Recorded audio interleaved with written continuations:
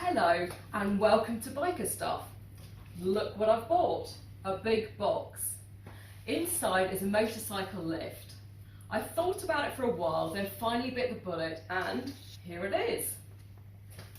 Let's get the box open, take all the bits out and assemble it.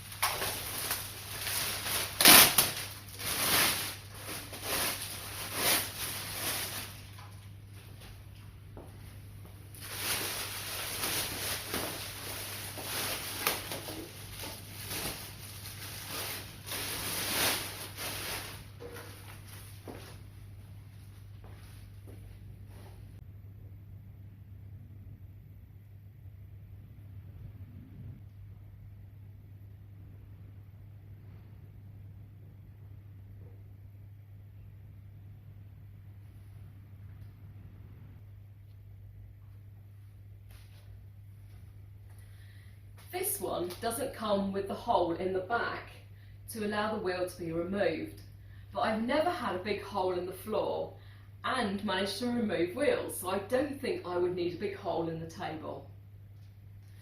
This is the wheel clamp. I might change this, but not yet.